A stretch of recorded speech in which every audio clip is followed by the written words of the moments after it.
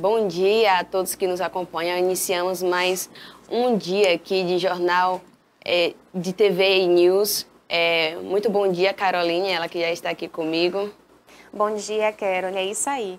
Estamos aqui em mais uma edição de TV e News que você pode estar acompanhando aí pelo nosso canal do YouTube, que é o TV e News Brasil, pelo aplicativo TVI Play ou pelo TV a cabo na TVC, que é o canal 36.2.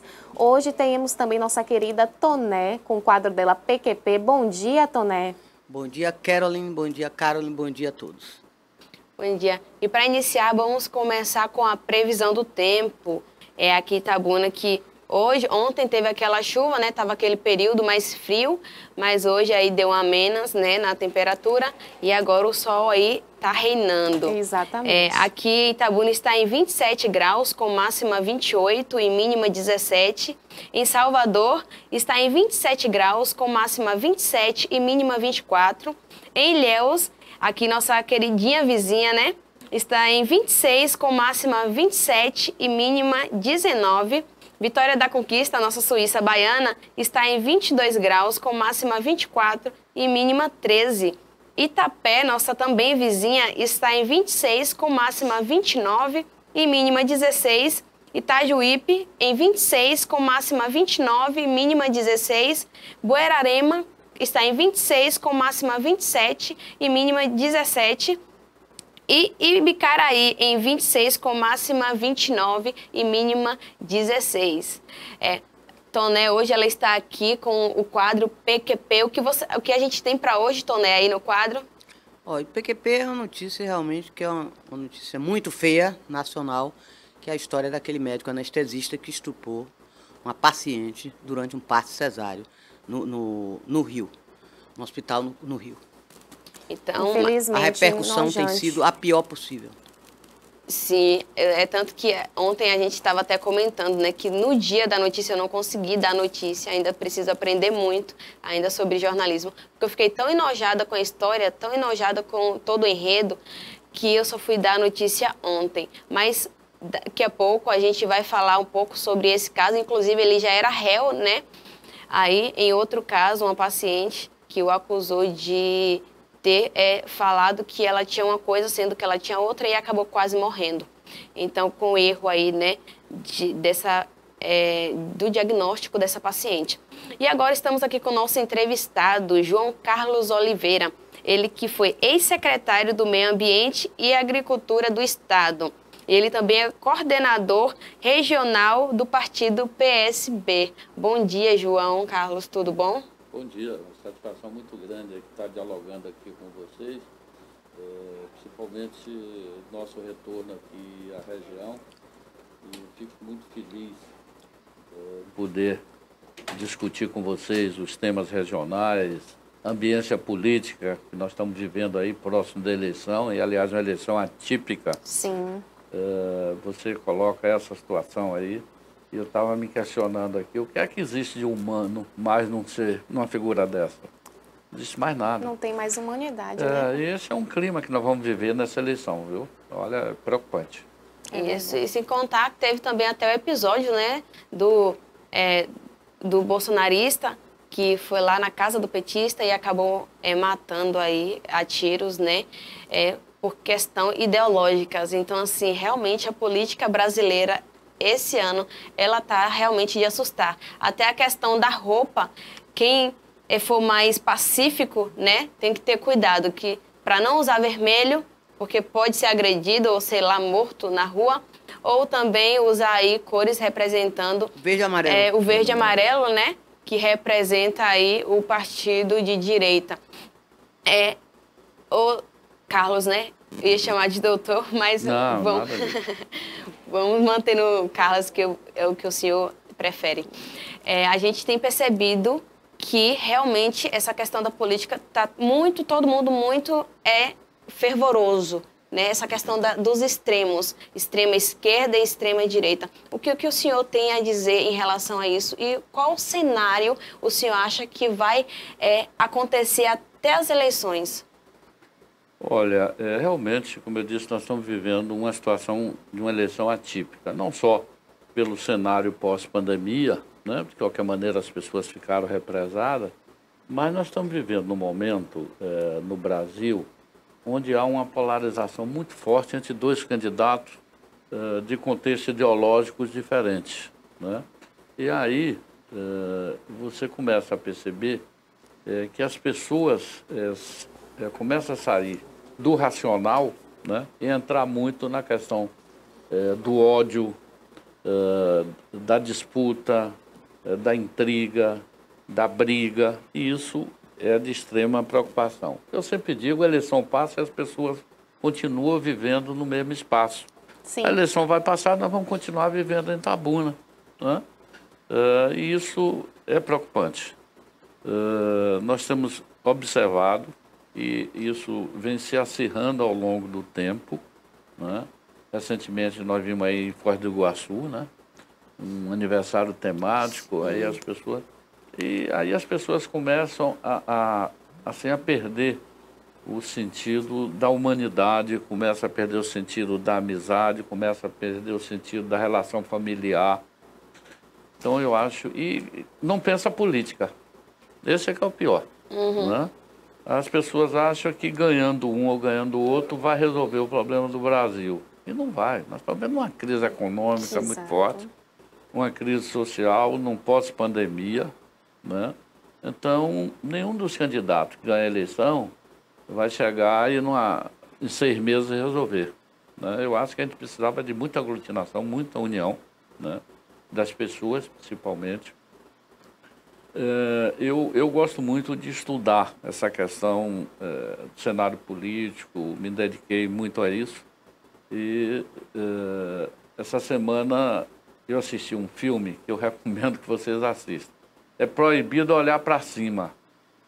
Esse filme foi premiado recentemente, mas ele faz uma sátira da realidade política que nós estamos vivendo no mundo interessante, né? Porque vai ser uma campanha, olhe bem, onde as redes sociais vai ser uma das coisas mais importantes. Exato. Né? Nós vimos aí, por exemplo, há 5 anos atrás, um plebiscito no Reino Unido que tirou o Reino Unido da União Europeia, que até hoje ninguém entende aquilo, né? E, na verdade, foi um jogo de redes sociais. A eleição dos Estados Unidos, né? Também Trump, né? muito forte. O presidente dos Estados Unidos tinha um assessor, o Bannon, que inclusive está sendo julgado na corte norte-americana essa semana, que inclusive influenciou a eleição no Brasil, há 4 anos atrás. Então, as redes sociais, o uso das redes sociais é extremamente importante. Agora, isso não é induzir a briga, ao ódio, não dá. Ô, Carlos, a gente percebe que aqui na nossa região, né, o extremo sul da Bahia e até a própria Bahia, temos quase que nenhum representantes ali no Senado. O que tu acha que é necessário fazer para que esse cenário também mude? Isso me preocupa muito. Eu cheguei nessa região, recém-formado, sou agrônomo, no concurso da CEPLAC, 77. 77, isso aqui tinha 4 deputados federais. Sim. A CEPLAC era a instituição mais forte dessa região. Para você mudar um diretor da CEPLAC, você tinha que discutir no mínimo 2, 3 meses. Inclusive, o senhor foi diretor da CEPLAC Foi. também. Então, hoje, você não tem um deputado estadual eleito pela região Ilhéus e Itabuna. Verdade. Isso é extremamente preocupante. Tem que defender o voto regional. Desculpa interromper aí. Concordo plenamente com você. Eu falo que tem que defender o voto regional, é Temos impossível. que defender o voto regional. Eu me lembro, houve um movimento aqui do Grupo de Ação Ou seria o voto distrital, não sei. Né, lá atrás, mas isso não pegou.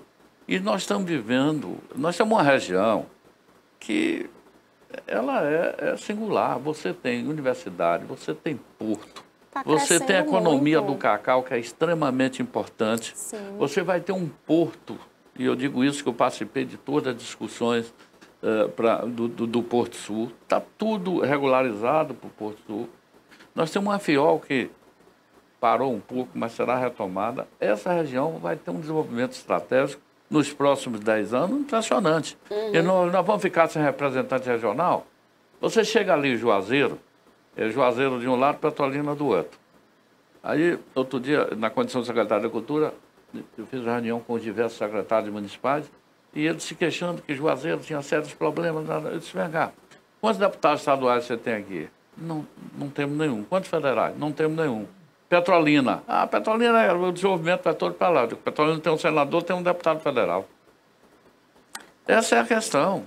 Nós não vamos ter desenvolvimento econômico sem lideranças políticas comprometidas com essa região. E que tem um conhecimento, não é? Ninguém vai cuidar tão bem, né, Toné, da nossa região, como alguém que é daqui, que tem amor pela região sul da Bahia. Pois é, nós tínhamos aqui, ó, quando eu cheguei a essa região, deputados federais, tinha Jorge Viana, Jorge Medauá, Jorge Age, e fazia uma tabelinha. Ou era Jabes ou era Fernando Gomes.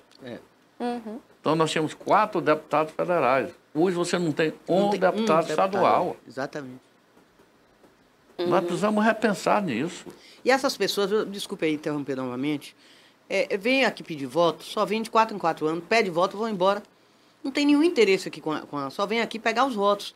E às vezes até dividem os daqui, que pode ter até alguma chance, eles tiram os votos dos daqui. Acaba rateando, né? Exatamente. E Toné, e quem perde é a região como um todo. Perde a região. E é triste que muitas vezes os próprios representantes da nossa região é que trazem esses candidatos de longe, distante, e apresenta aqui para o público.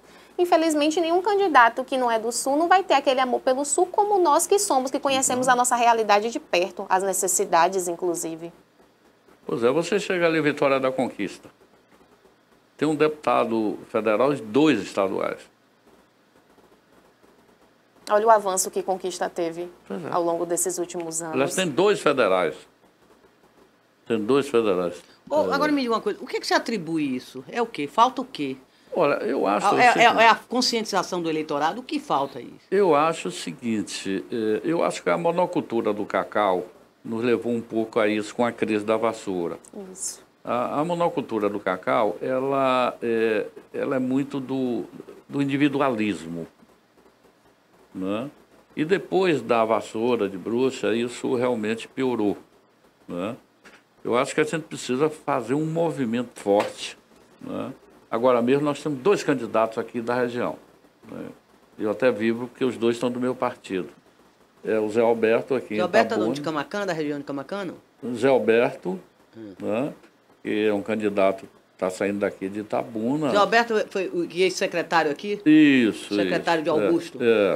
E a Soane em Ilhéus, né? Eu espero que a gente eleja esses candidatos, né? Todos os 2 são candidatos a deputado estadual? Não? Estaduais. Eu espero. Assembleia Legislativa. Eu espero que a gente... Nós estamos com muitas opções, né? É olhar aqui para o nosso lado mesmo. O nosso lado e olhe bem, a região tem um potencial fantástico. Eu dizia há pouco a você, quando eu assumi a Secretaria de Agricultura, há um ano atrás, tinha uma falácia que o Pará era o primeiro produtor de cacau. Até hoje eles batem isso eu nunca aceitei isso. Fiz várias reuniões com o IBGE. A previsão de safra. Previsão de safra é uma coisa, e a colheita da safra é outra. Aí eu fui discutir com a indústria, de quanto é que vocês... Porque 95% do cacau produzido no Brasil vai todo para a indústria. Exato. Só 5% que não vai. A indústria me fez um relatório, me provando que em 2021 a Bahia produziu 149 mil toneladas e o Pará produziu 48 toneladas. A colheita de cacau na Bahia, inclusive, bateu o recorde em 2021. Lamento até porque o diretor-geral da CEPLAC defendia isso, que o Pará era o primeiro produtor. Exato. Eu disse, não dá para vocês defenderem isso. E aí hoje isso foi desmistificado.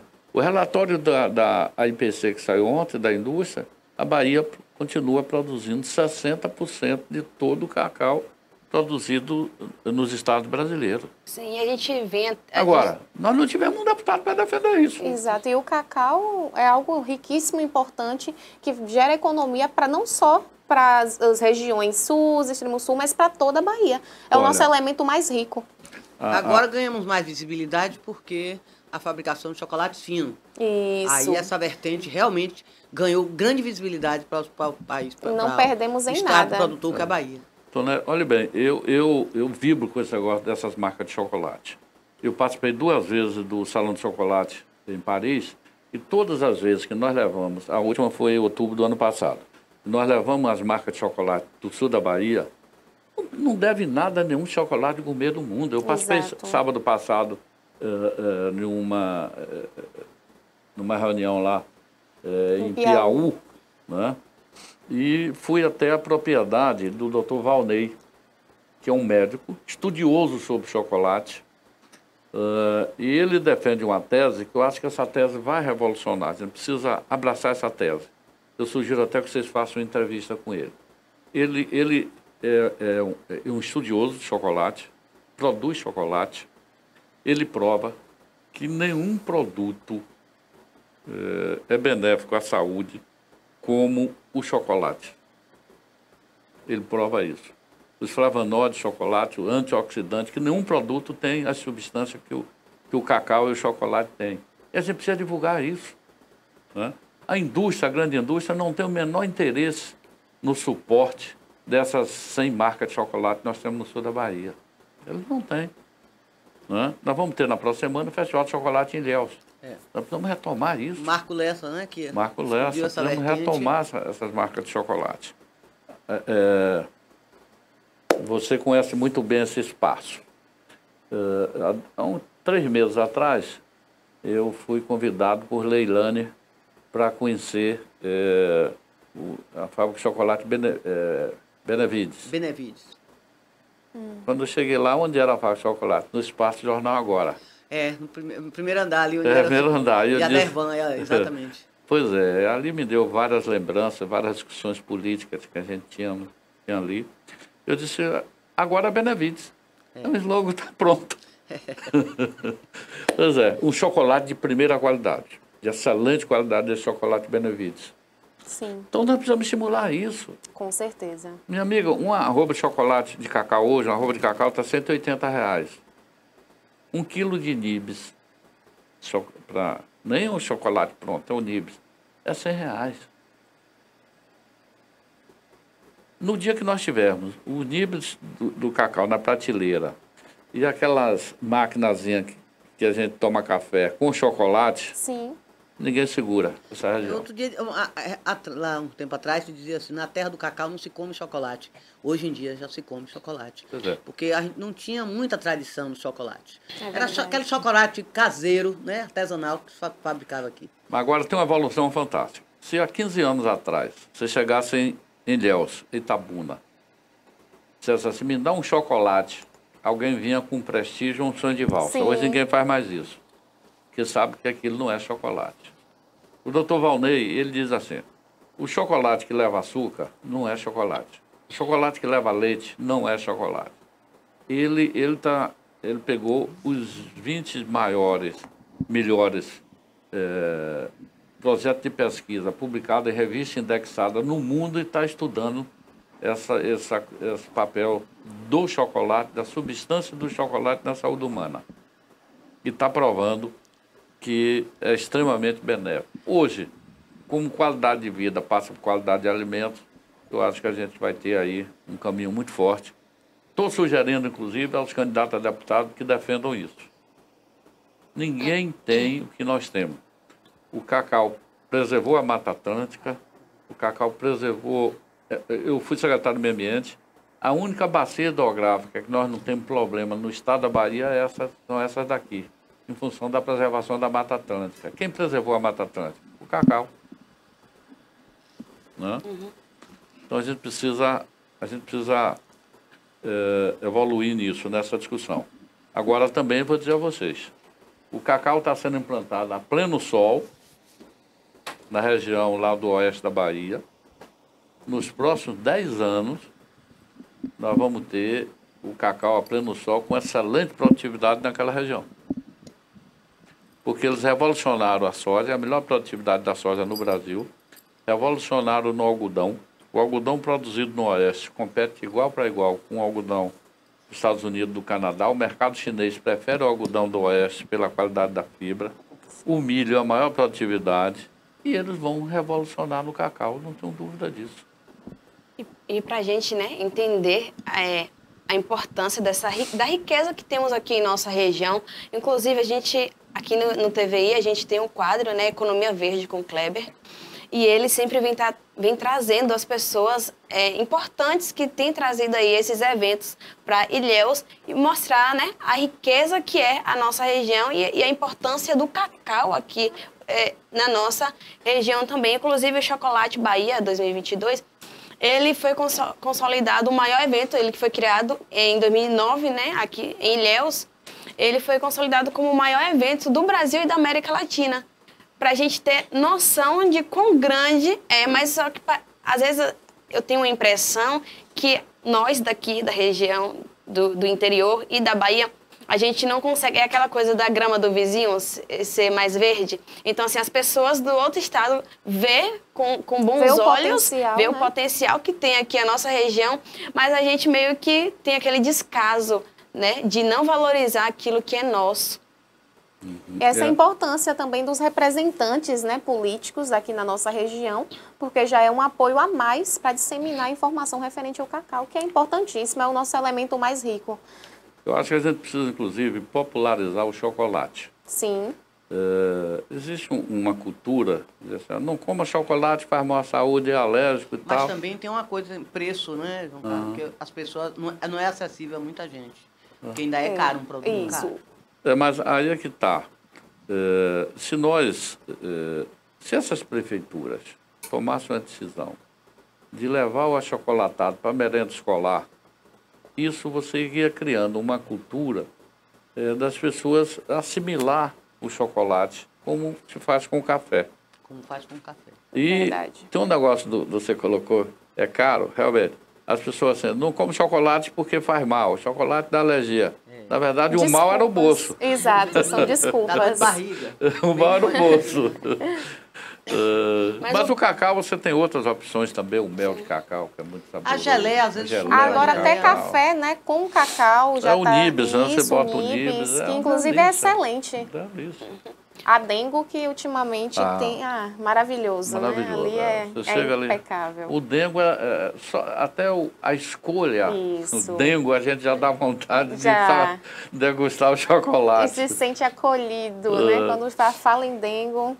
Agora o nosso chocolate também precisa ser colocado a ideia Tem que popularizar mais, né? Tem. que é um chocolate produzido do cacau da Mata Atlântica que preserva o ambiente. Isso, E agregar que é valor a isso. Eu acho que é fundamental a gente trabalhar nesse sentido. Sim, é importante. Porque o Oeste vai produzir cacau, mas vai produzir cacau para a grande indústria.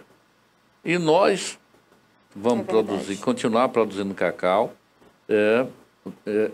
não só para produzir o chocolate, mas para preservar o ambiente, preservar essa região. Inclusive, E o essa solo deles lá consegue adaptar a cultura do cacau, cultivo? Olha, Toné, Lá no Oeste? Porque lá é soja, né? Eu fiquei impressionado. Quando eu assumi a Secretaria da Agricultura, com 15 dias, o governador Rui Costa me perguntou: você conhece um plantio de cacau em Iaçu? Eu disse não. Numa segunda agenda com ele fez: você já foi a Iaçu? Eu disse não, governador, mas em breve eu vou. Aí voltei para a secretaria, ele não vai me perguntar a terceira vez, senão eu vou ser demitido. Né? É verdade. Aí peguei o carro e fui a Iaçu. E lá é uma propriedade do prefeito. Eu fiquei impressionado. Quando o carro rodou aí uns 10 minutos, eu disse: vocês estão me levando numa roça de cacau? Sim. Não é possível. Porque de um lado era cacto. E Iaçu fica onde? Incrível, Iaçu ali próximo a Milagre. Aquela região ali. Itaberaba. Vizinho a Itaberaba. De um lado era cacto e do outro era Jerema. Não é possível. Vocês não estão me levando na roça de cacau. Eu trabalhei 19 anos com cacau. Quando eu cheguei lá, uma área irrigada, com uma produtividade excelente. Eu estou partindo do pressuposto que as plantas e os animais estão se adaptando à nova transição ecológica. Agora, eu até disse ao prefeito, sua roça aqui é igual uma granja, uma avicultura. Se faltar energia, você perde... perde os pintos, né? Se faltar energia lá 2 dias, a birração vai toda embora. Irrigação. Exatamente. Mas a planta se adaptou. E no Oeste você tem já propriedade produzindo 200 arrobas por hectare. É mesmo. Agora, é um manejo totalmente diferente daqui. Não perde E lá qualidade, no também, caso? lá também é melhor porque o solar tudo é plano, né? Tudo é Aqui, plano. É. Ainda Exato. muita coisa é feita manualmente. Não é mecanizada a cultura cacaueira. E bem você complicado. tem aqui profissionais da CEPLAC que estão estudando muito isso. O Milton Conceição, o Ivan, são técnicos que estão estudando muito isso. E as plantas estão se adaptando. É óbvio que o manejo de um cacaueiro produzido debaixo da Mata Atlântica é totalmente diferente de uma planta a pleno sol. Né? Aqui o cacaueiro lança folha nova março e setembro. A gente tem um sombreamento aqui que é natural, né? Março e setembro. Por quê? O cacaueiro é o que chama de uma planta umbrófila, ela precisa de sombra para sobreviver. Lá não, ela está em pleno sol, então o manejo é totalmente diferente. O ataque de praga é violento, Demais. porque a cada 2 meses a planta está lançando folha nova. Mas isso a ciência é que compete a estudar isso e mostrar que é viável ou não é. Ciência e tecnologia. Olha, eu acho o seguinte, nós estamos num excelente momento na cacacultura. Nós temos aí em torno de 16 a 20 clones de excelente qualidade. Porque às vezes a gente pensa assim, bem, os clones é só para resolver o problema da vassoura. Não foi só para resolver o problema da vassoura. Olha que evolução fantástica. Nós conseguimos uma planta tolerante à vassoura. Nós conseguimos uma planta de 2,5 metros de arquitetura, quando as plantas normais são 6, 8 metros. Eu tenho uma pequena propriedade lá no Vale do Jiquiriçá, ali em Mutuípe. Aí estou renovando a roça, o rapaz toma conta, disse, vamos derrubar os 2 pés de cacau. Dá uns 10 metros cada um. Eu disse, não derruba não, deixa para eu mostrar minhas netas, meus netos amanhã, como era um cacaueiro antigo. Então a planta hoje é 2,5 metros. A maior quantidade de fruto por planta, tudo isso a pesquisa conseguiu. A maior quantidade de semente por fruto. O peso de semente é maior e a semente se presta para fazer um chocolate gourmet de melhor qualidade. Então, tudo isso foi embutido na pesquisa. Né? E nós saímos de uma região aqui que chegou a produzir 400 mil toneladas, caiu para 80 na crise na década de 80. Eu trabalhava na CEPLAC de extensão, eu conheci agricultor, pegava 10 mil arroba, caiu para 500 arroba. Então, hoje o problema do cacau não é mais de tecnologia. O problema de cacau hoje é o seguinte, o endividamento dos produtores, que não conseguem tomar um dinheiro novo para ampliar e cuidar de suas roças, né? E também não consegue, vamos dizer, adquirir adubo, esses produtos que precisam incorporar essa tecnologia dos clones. Então, o grande problema hoje é o endividamento. Se resolver o problema de endividamento dos cacaucultores, em 2, 3 anos essa região volta a 300 mil toneladas. Já estamos chegando, esse ano, eu acho que a gente já chega a 200, 220 mil toneladas. Chegamos a 50% do que produzia. Então, que precisa disso. Ô, João, tinha um aspecto aí dos nossos pais, dos nossos avós, que tinha, quanto mais a área fosse maior, então você tinha mais cacau. Mas Sim, hoje em dia não, diz que os países africanos plantam cacau no quintal da casa. A questão é produtividade. Não é a questão, não é o tamanho da área, não é isso? Isso, você colocou um negócio interessante. 1 hectare de cacau, tecnicamente formado, com esses clones, você bota 1.100 plantas. Aqui na região hoje, em média, você tem 400, 500, no média 600 plantas no máximo.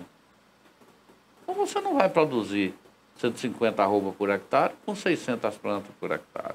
Você tem que chegar a 1.100 plantas. Então o produtor está descapitalizado para fazer essa reposição dessas plantas. Ele está roçando, ele está cuidando, ele não está produzindo nada.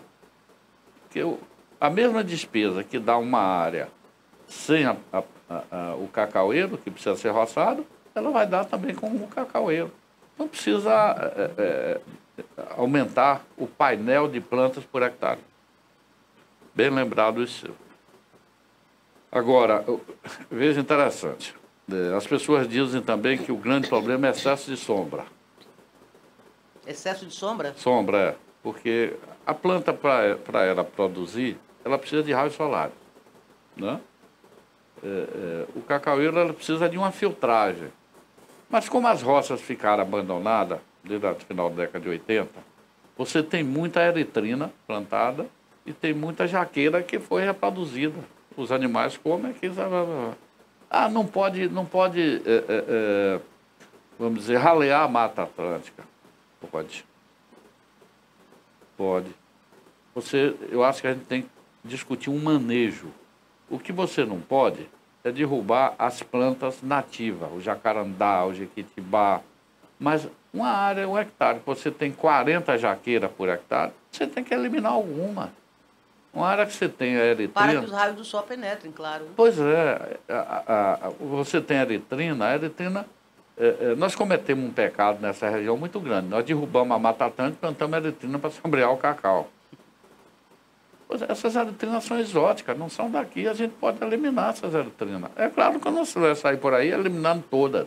Com certeza. Você tem que ter um manejo, uma base da ciência para eliminar essas eritrinas. Agora, também não pode ficar muito sombreada como está aí. A planta sombreada demais também não produz.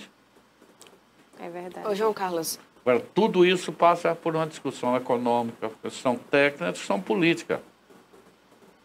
Alguém tem que puxar essa discussão. Principalmente política, né?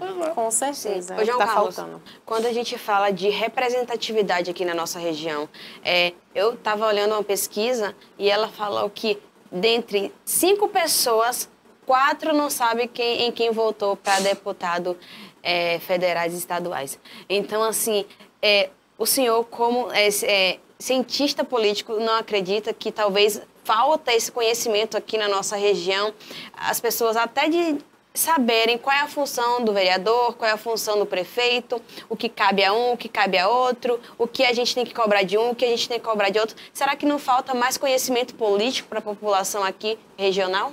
Eu acho que isso passa um pouco também pelo processo da educação, né? Nós não somos acostumados a discutir o processo político. Às vezes a gente entra no emocional, o meu candidato é melhor, o meu candidato é melhor, o meu candidato é melhor, votou, esquece e passa.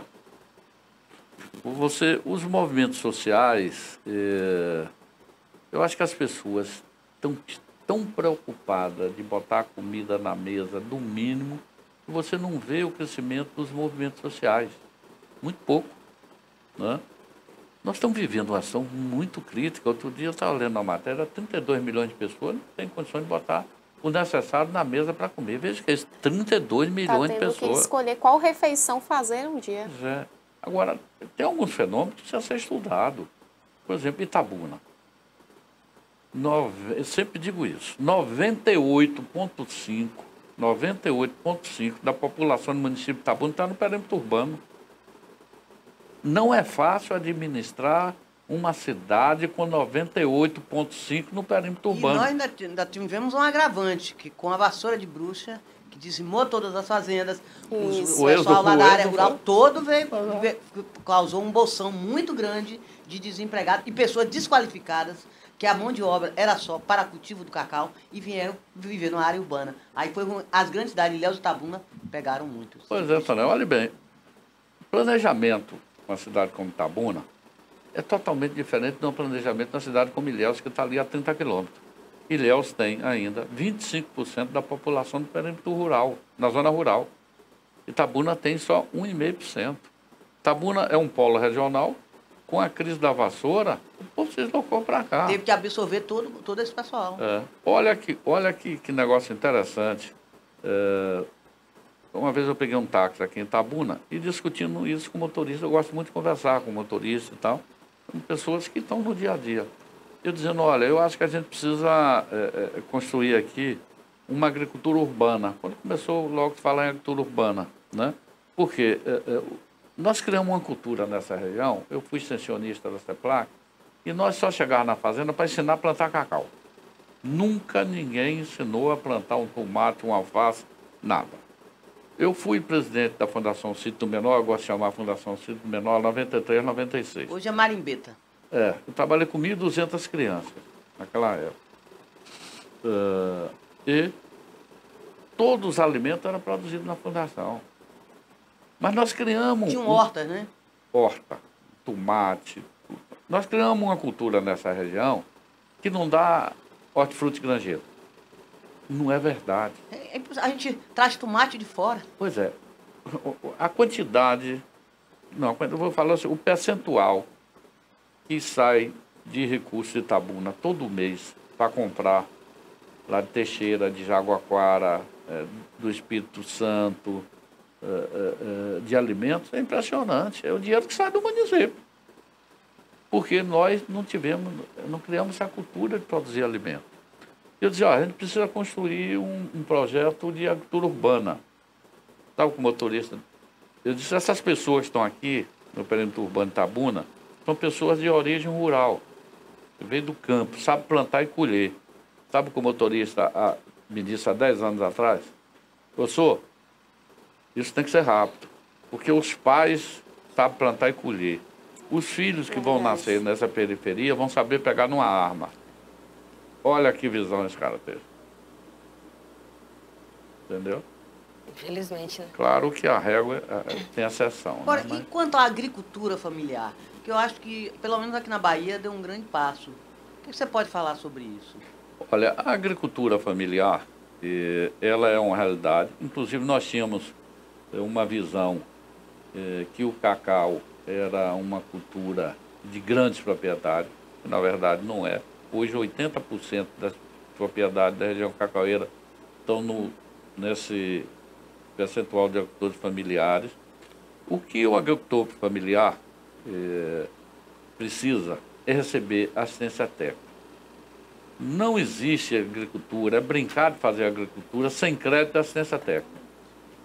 Por exemplo, uma das coisas que mais me deixa angustiado, a CEPLAC fechou todos os escritórios de extensão dela. Eu trabalhei em extensão na CEPLAC durante aí, em torno de 15 anos. E sei o que representa você levar assistência técnica. Eu cito um exemplo, Cruz das Almas. Cruz das Almas é um município que tem uma escola de agronomia e tem uma Embrapa. Mas Nós tínhamos a IMAC em Uruçuca também, né? A agricultura de Cruz das Almas, ela não evoluiu. Cruz das Almas era fundo, não deu certo, citricultura está acabando, já passou por umas 4. Por quê? Porque você não pega o resultado da pesquisa da Embrapa e da Escola de Agronomia e leva para o produtor. Aqui não, a CEPLAC foi a única instituição que eu conheço que ela tinha no seu bojo a pesquisa. O maior centro de pesquisa do mundo, CEPEC. Ela tinha extensão e educação. Ainda tinha, naquela época, um departamento de infraestrutura que tinha uma patrulha mecânica. Uma patrulha mecânica, isso. Pois é. Abrir estradas vicinais. Nenhuma instituição que eu conheço nesse país tinha isso. Teve um ano que o orçamento da CEPLAC foi maior do que o orçamento do Estado de Sergipe. Porque nós vivíamos com 5% do cacau exportado. E naquele tempo nós tínhamos pesquisa e assistência técnica. Hoje, a assistência técnica da CEPLAC, extensão rural, foi cancelada, não tem mais extensão rural. Foi extinta, né? Não tem mais. Tem a pesquisa, mas a pesquisa precisa sair daqui do centro de pesquisa e chegar na roça, nas propriedades. Não consegue chegar. O Estado não tem capacidade. Né? Eu fui secretário de Agricultura, nós não tínhamos 10 agrônomos na Secretaria da Agricultura. Então, como é que você vai dar assistência técnica? Como é que você vai fazer isso? Verdade. João Carlos, inclusive, enquanto o seu mandato de secretário da Agricultura. O que nós tentamos fazer foi fazer através de redes sociais. Sim. É óbvio que a internet hoje já chega na zona rural, mas não chega para todos. Não chega para todos. Com certeza. O senhor defendia, durante seu mandato, a emissão de licenças ambientais. Uhum. Ao longo desse período, o senhor viu essa consciência ambiental por parte de todos? Porque o senhor falava, que era possível criar a consciência de produzir sem degradar o meio ambiente. Eu acho, essa é uma realidade. Sim. Essa é uma realidade. Mas na prática? Ou nós pensamos no contexto da produção, porque é óbvio que o aumento da produção e produtividade é extremamente importante. Sim. Ninguém vai produzir para ter prejuízo. Exato. Agora, o cenário nacional e internacional e o mercado, principalmente o mercado, ninguém vai se inserir no mercado internacional e o mercado nacional está muito exigente se você não tiver rastreabilidade do produto. Sim. Olha bem, só vou citar um exemplo para vocês. A imagem ambiental do Brasil lá fora é um desastre. Eu participei de várias conferências, participei de conferência nos Estados Unidos, participei de conferência na Espanha.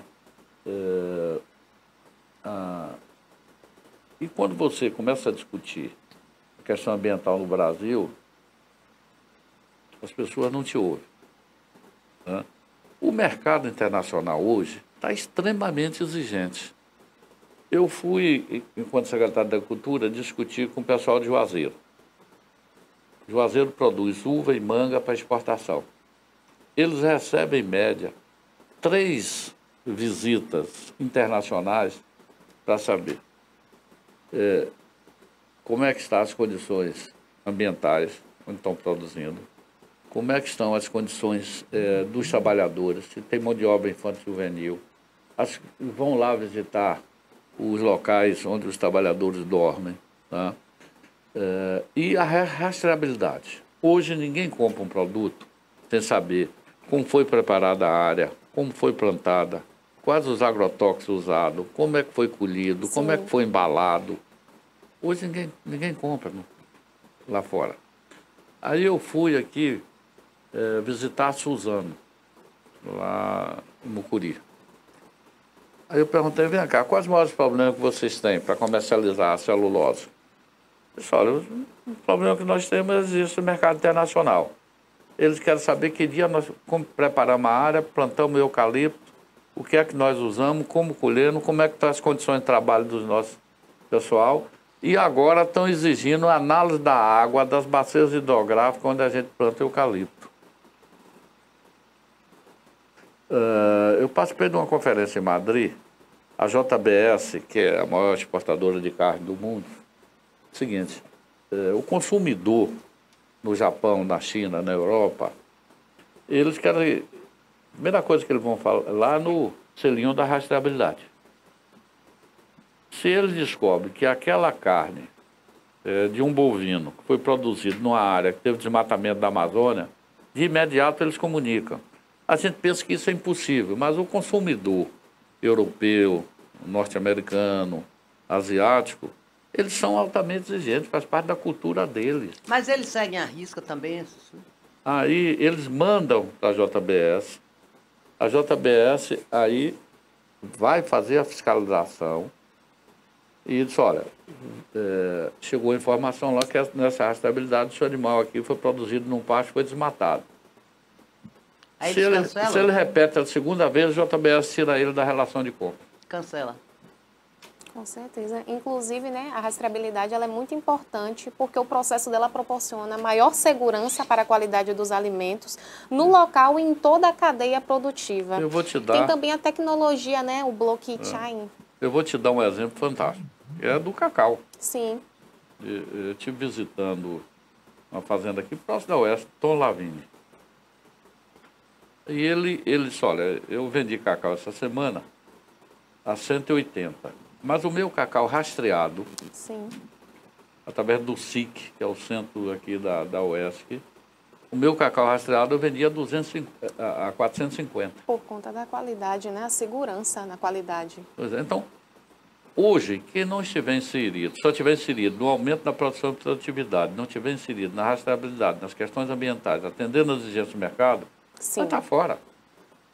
É isso que o pessoal do Oeste tem essa visão. Ele tem a melhor produtividade da soja, ele atende a todos os requisitos ambientais. O algodão, como eu te falei no início, compete de igual para igual com o algodão dos Estados Unidos e do Canadá. E o mercado chinês prefere o algodão do Oeste pela qualidade da fibra e pela rastreabilidade. Tá vendo? Então esses caras vão revolucionar no cacau. Ou a gente entra nisso aqui ou a gente se quebra. Então, Carlos, o senhor falou sobre a questão, né, que quando se fala como é que eu posso falar? De ambiental e de questões ambientais é uma briga, né? E a gente traz novamente aí para a questão da educação. Isso. Temos a maior floresta equatorial do planeta em nosso território brasileiro, ali no estado do Amazonas. E, inclusive, dia 12 foi dia do engenheiro florestal. Mas ninguém se fala, ninguém sabe, porque na educação a gente não tem, talvez, eu acredito que tem que iniciar desde criança esse interesse de vamos plantar uma coisa aqui, até que no meu tempo tinha, não sei como é que está funcionando hoje, que tinha ali... Plantar um feijãozinho, uma semente. Mas eu não sei como é que está funcionando hoje, porque assim, até a questão, a gente vê a educação, né, no trânsito, a educação ali das pessoas na rua, que abre ali, joga o lixo no chão, não se preocupa em jogar na lixeira, não se preocupa em separar ali os lixos. Então, a gente traz novamente para a questão da educação. O que o senhor acha que pode ser feito para se melhorar isso aqui no Brasil com tanta riqueza em nosso solo? Olhe bem, você colocou num tema extremamente importante, que é essa questão da educação ambiental. Quando eu estava como secretário de meio ambiente, quando chegava um prefeito para uma agenda comigo, a primeira coisa que eu perguntava, prefeito, na jornada pedagógica, todo mês de janeiro, fevereiro, as prefeituras fazem a jornada pedagógica. Vocês inseriram a educação ambiental? Tem alguma dificuldade? Se eu tiver, eu mando aqui um técnico lá e tal. Porque ou a gente trabalha esse contexto, ou nós não vamos para lugar algum. Exato. A coisa que me deixa mais irritado, você está numa estrada, alguém pega um saco de batata, depois joga uma lata de cerveja. Ou você não vê isso. Eu levei 8 dias em Madrid, eu não vi um lixo na...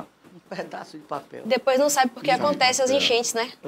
É que um problema já vai levando a outro. Agora, o que mais me choca não é um caminhoneiro, um motorista de táxi jogar. O que mais me choca é quando você vai atrás de um ônibus da universidade e você vê jogarem no ônibus. Isso aí é que te choca mais. Até né? a criança, porque aí não foi educada pelos pais nem pelos professores, né? Que deviam cumprir esse papel, né? Então, eu acho que a educação ambiental, ela é fundamental. Nós não vamos a lugar algum sem a gente estimular a educação ambiental. Está tendo um fenômeno agora fantástico. Que o capitalismo, ele consegue enxergar na frente. Né? Tem um pesquisador, estou tentando lembrar o nome aqui agora, mas não estou conseguindo. Ele tem eu recomendo até que vocês leiam, Amazônia 4.0. Ele é do INPE, um dos maiores pesquisadores hoje do mundo. E aí, ele prova a tese da bioeconomia. A bioeconomia. Quem conseguiu enxergar essa bioeconomia? As empresas de cosméticos. A Natura, a Batinha aqui. Sim. Uma empresa regional. E eles estão faturando, porque eles conseguiram enxergar essa bioeconomia na Amazônia. Ele prova que 1 hectare de açaí gera 8 vezes mais retorno do que 1 hectare de soja na Amazônia. 1 hectare de açaí dá um retorno 16 vezes mais do que a pecuária na Amazônia e gera 300 mil empregos no Pará. Aí ele diz assim, como é que o ensino da biologia no Pará, na Amazônia, nos estados do Norte, é a mesma grade curricular da biologia ensinada em São Paulo? Aí ele diz assim, quando você casar a riqueza da biodiversidade da Amazônia, da região norte, com o conhecimento da cultura local, nós vamos ter um retorno muito maior na economia do que o agronegócio. E é verdade. Você imagina o quanto essas empresas de cosméticos estão faturando com essências da Amazônia. Agora, pesquisa delas próprias, em relação com o homem do campo. O que nós temos de fármaco na Amazônia, que sem conhecimento nosso, talvez a pesquisa internacional conheça mais a Amazônia do que nós. Então, essa bioeconomia, o Brasil tem um potencial muito grande. Tanto que eu tinha convidado esse professor para discutir a bioeconomia da Caatinga. A Caatinga é um bioma muito pouco estudado. A gente só pensa na Caatinga no sofrimento das pessoas. Na seca. na seca. Riqueza no nosso solo novamente. E a caatinga é um bioma muito rico, que precisa ser estudado nesse contexto da bioeconomia. Já a empresa como a Avatim, que teve um papel, um crescimento rápido, utilizando do quê? Da bioeconomia, das essências florestais, transformando naquilo que a gente gosta, no perfume, na essência. E hoje se transformou em empresa nacional, saindo aí no âmbito internacional também. Inclusive, os proprietários da Avatim, né, eles são muito visionários, eles estão de parabéns. Essa foi uma visão fantástica. Entendeu? Isso A Natura hoje é uma das maiores potências no mundo, graças a essa bioeconomia. Exato. Isso porque também a gente nem falou da questão dos rios, né, que tem aqui também no nosso Eu estou solo. apostando nessa tese do Dr. Valnei, ele é o presidente da Câmara Setorial Estadual do Cacau, convida ele aqui para falar sobre a substância do chocolate para a saúde humana, que isso é bioeconomia. Vamos convidar E saúde sim. pública também. É. Já entra também na saúde pública. Não só convidar o Dr. Valnei, como eu já quero deixar em aberto o convite para o programa Economia Verde, para o senhor conversar com a gente. Estou Vai ser aposentado agora excelente. aqui na região com assunto tempo de muito sobra. extenso, mas- Muito extenso o Gente. assunto, é um assunto rico, importante e extenso, Interessante, inclusive. E assim, e se não houver quem fale, não vai Não vai pode ser existir as silenciado. pessoas que vai saber do assunto, né? E assim, como é da nossa região, então a TV, inclusive, eu sou suspeita, na verdade, de falar, né? Mas a gente sempre tem trazido pessoas aqui para falar sobre as riquezas que a gente tem aqui, para ver se as pessoas que nos assistem, que moram aqui, entendam da importância, né? De saber do seu próprio habitat ali, do seu lugar de existência, né? E a gente tem falado também sobre a questão das fábricas, né, que têm interesse de vir para cá, porque elas têm entendido dessa riqueza que tem aqui. Mas a gente sempre vem falando sobre as empresas inteligentes, né? A gente falou sobre o ESG também, que é uma maneira inteligente aí de se criar uma empresa. Não é só trazer a empresa para o lugar, gerar emprego e depois degradar ali o ambiente, acabar... muitas pessoas ficando doentes porque acabam jogando no solo substâncias que são aí degradantes, né, para o corpo humano. Então, assim, até pela questão também da alimentação, né, porque muita gente se alimenta do que planta, dos peixes. Então, se ela Ainda ingere... passa também, viu, cara? Desculpa aí interrompendo. Oi? Ainda passa aí sobre questão de saneamento. Com certeza. Porque os nossos rios estão tudo acabados, todos poluídos. É terrível, o solo completamente poluído, porque não temos uma política de saneamento realmente adequada e correta. E nem leis também, Eu né, vou se colocar me permite, pode falar. para vocês que é assustador no mundo. É a poluição marinha, poluição do mar. Sim. Né? Os cientistas estão dizendo que daqui a 30 anos nós vamos ter mais lixo no mar, mais microplástico no mar do que peixe. Exato. A poluição do mar hoje é uma coisa que está assombrando o mundo. Né? Portugal é o país onde você tem os maiores estudos sobre o mar. Eles sempre se dedicaram a isso, né? A navegação e tal. É uma referência no mundo. Então, a poluição do mar hoje, a quantidade de plástico, de microplástico no mar, é um negócio absurdo. Eu me dediquei um pouco a estudar isso e, às vezes, a gente toma um susto. Porque a gente pensa que plástico no mar é só a garrafa PET. A água das máquinas de lavar, Sim. e hoje nós usamos só polietileno, vai para onde? Vai para o esgoto vai para o mar. É uma das maiores fontes de microplástico.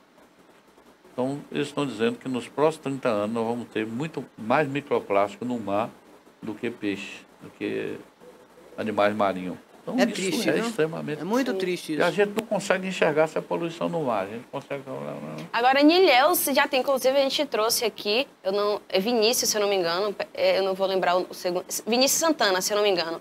Ele que é aí representante de uma ONG de Ilhéus, e ele trouxe alguns dados Amigos aqui. da praia. Sim, Amigos da Praia. É, Ele verdade. trouxe alguns dados aqui que eu fiquei horrorizada, de toneladas de lixo que eles conseguem tirar. E na superfície ali, naquele espaço que as pessoas têm acesso. Imagine no mais profundo. E a gente tem visto também tantos peixes, né, acabando aí, morrendo por Nossa, causa... Rio Tartarugas Cachoeira. marinhas. Nosso rio Cachoeira, Que já foi fonte, Ali inclusive, do depósito pão de alguns de esgoto. De família, né? Pois O Rio Cachoeira já foi fonte de depósito riqueza, de de esgoto. trabalho. Quando eu cheguei nessa região aqui, o pitu era abundante. Sim. As pessoas pegavam pitu. Tinha um peixe Era chamado bem conhecido. acari, você lembra? Acari. Esses peixes estão em extinção. Piaba. Ainda ainda- existe em alguns lugares, mas o Canavieira não é caranguejo. mais de canavieira, né? Verdade. Impressionante. Então, a gente precisa parar para refletir qual é o nosso papel aqui na face da terra, qual é o nosso papel no nosso ambiente. Assim, o Cachoeira tem período aí da baixa estação que... Horrível. E ainda há quem tire, até né, seu o mau sustento cheiro, do Rio né? Cachoeira, ele ainda assim. Isso aí a gente vê o quanto é importante o meio ambiente em si. Nós trouxemos tantos temas aqui nessa roda de conversa. E todos esses temas, ele é o quê? Gerava fonte de emprego e renda. Ô, João Carlos, e também quando a gente fala em relação a isso, né, a gente percebe o tanto que somos nós os responsáveis 100%, porque infelizmente tivemos 2 anos de pandemia, né?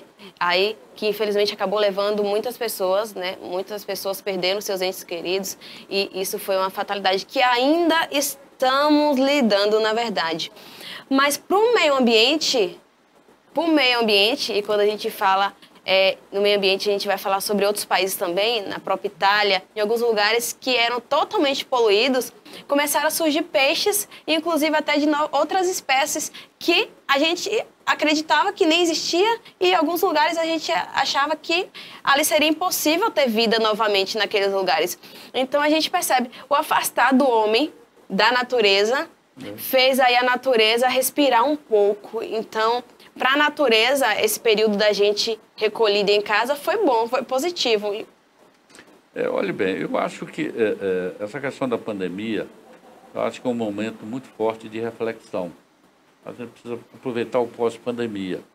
Porque o que foi a pandemia? Desequilíbrio ecológico.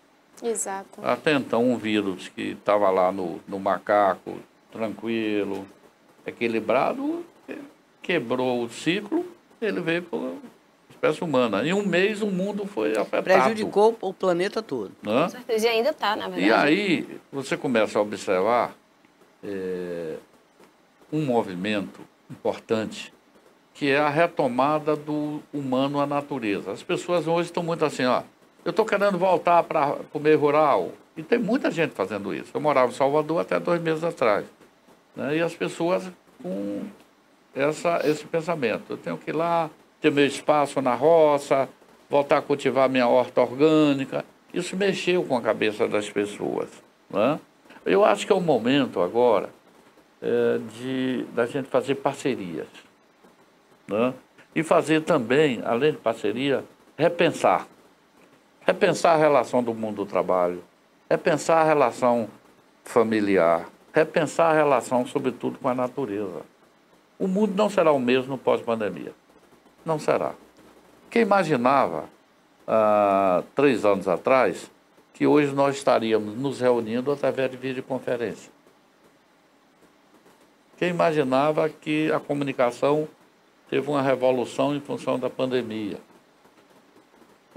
Agora, e até em termos de comportamento, uso de máscara. Pois é, uso de máscara. Hoje eu vim para cá e está faltando uma coisa, a máscara. A máscara. Entendeu?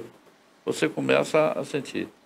Em outubro, ainda no Brasil estava muito forte, eu fui a Portugal e quando eu cheguei em Portugal ninguém usava máscara.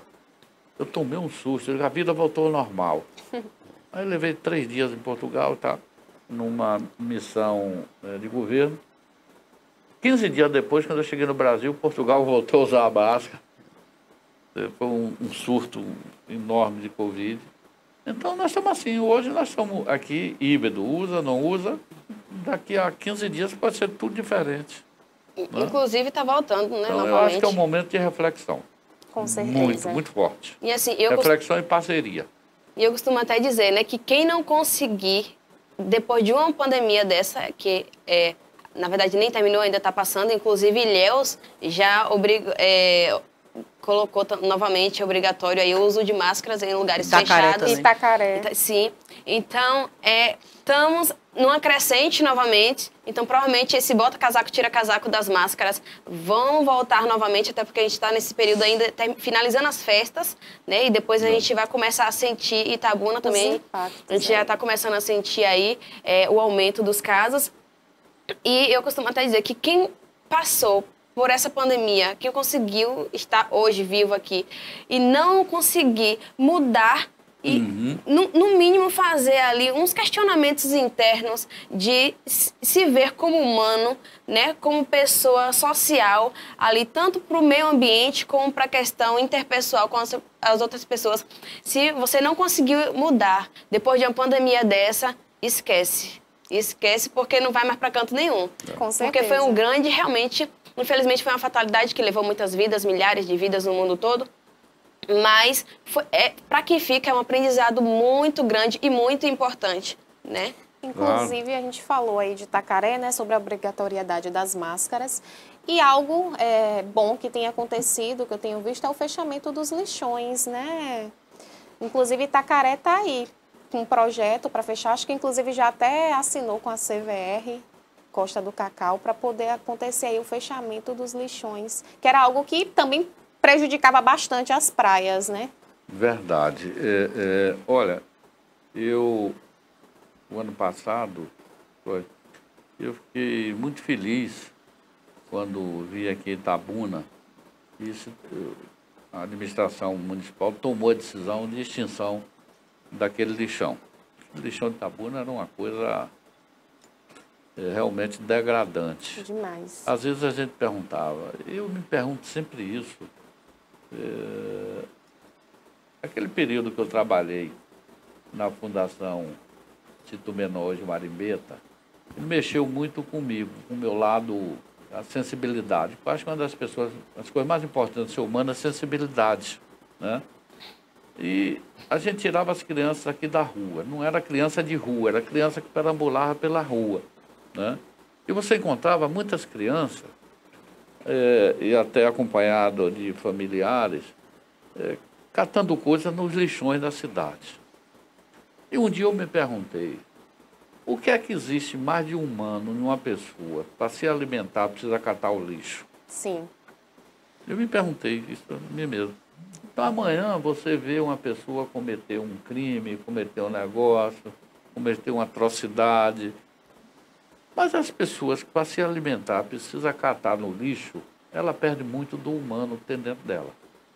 É verdade. Com certeza. Então aquelas pessoas que trabalhavam naquele lixão lá em Itabuna, aqui em Itabuna, e era a única opção de sustento. Nós precisamos dar um tempinho para resgatar o humano que foi perdido naquelas pessoas. Então a gente precisa compreender que 85% dos materiais que estão no lixão é retorno econômico. 85%. Só 15% que você não aproveita. Sim. Então a gente precisa começar também a explorar esse lado que o capitalismo explora. É verdade. Sim. Com certeza a empresa que pegou aqui Itabuna está tendo lucro. E nós, aqueles porcos que era criado no lixão, um absurdo negócio daquele. Absurdo mesmo. Inclusive, era vendido na cidade. Pois é. Não, Itabuna tem uns negócios assim, eu aqui não vou jogar a culpa em A, B, C, mas as feiras, nossas feiras as feiras livres, livres, é uma é. Hoje nós coisa vamos falar sobre vergonhosa. Você O chega ali em centro Vitória da comercial é um Conquista, absurdo. Você chega na Vitória da Conquista, é tudo limpinho, tudo arrumadinho. As barracas bem organizadas, Bem né? organizada. Passa aquela imagem de higienização. Pois é. Aqui não. Você chega na Feira da Califórnia, você chega Comprar na Feira de carne São ali é Caetano, coragem. E o centro comercial, que é pior? Centro comercial. É. Pois é. Ilhéus também não é diferente. Não. Né? Mas precisa urgente de uma ação para rever. Com certeza. Eu parto do pressuposto que qualidade de vida passa por qualidade de alimento. Às vezes parece que a vigilância sanitária não está fazendo ali o seu devido papel, né? Não, se for cumprir, fecha tudo. Fecha tudo, porque está tudo Ô, João fora Carlos, dos parâmetros que devem estar. eu gostaria de voltar aqui Fica à vontade. à política, um pouquinho aqui, para a gente apimentar esse negócio. O PSB é o partido do Alckmin. É isso? Hoje. Hoje. É, Ele é o pré-candidato a vice de Lula. sim. Como é que você vê essa estratégia? Que lá atrás eles eram adversários, meio que Ave Maria, né? Batiam um na cara do outro, falavam ladrão, é isso e aquilo. Brigavam muito. E como é que vê isso hoje? Como é que pode hoje Alckmin ser candidato da esquerda, um candidato a vice? E o que ficou para trás? Como é que fica isso? Que estratégia foi essa que o PT arrumou? E com o seu partido? Eu compreendo, eu faço parte da executiva estadual do partido, nós discutimos muito isso no partido, e a tese é o seguinte: o Brasil está numa situação tão crítica na política, né? Eu nunca fui uma pessoa sectária, mas nós estamos vivendo num momento, se você analisar a economia do país, se você analisar a imagem do país lá fora, eu acho que nem o povo que votou em Bolsonaro lá atrás imaginava que ia nesse nível, né? Eu acho que essa coisa tão degradante que está hoje a imagem do Brasil e a realidade econômica, social do país, né, fez com que um candidato de centro se unisse a um candidato de centro-esquerda, porque o PT também hoje não é mais um partido de esquerda, na minha avaliação. O adversário de ontem é o aliado de hoje, é isso? Que no passado tinham divergência, mas se respeitavam. Hoje eu fico muito triste porque há uma polarização, ou você é do campo da esquerda ou você é do campo da extrema-direita. Eu fiz uma pós-graduação de 2 anos e meio, marketing político, mídia e comportamento eleitoral. Tive uma professora, essa moça só fez estudar na vida. Eu admiro essas pessoas. Ela fez mestrado, doutorado e pós-doutorado em comportamento eleitoral. E ela me disse um negócio impressionante. João, o Brasil sempre foi um país que teve em torno de 20% do eleitorado de centro-direita e extrema-direita. Esse eleitorado se diluía no PFL, no DEM e no PSDB. Mas nunca teve um ator político que o defendesse e o representasse. Quando o Bolsonaro sai candidato, você vê que ele já sai com 20%. Então, esse povo, a partir da candidatura de Bolsonaro, teve a incorporação desses 20% desse perfil do eleitorado brasileiro que ficava camuflado. Aí, quando eu fui secretário de Meio Ambiente, eu participei de várias discussões com então o ministro do Meio Ambiente. Não era o nome dele, não é esse aí não, o anterior, Salles.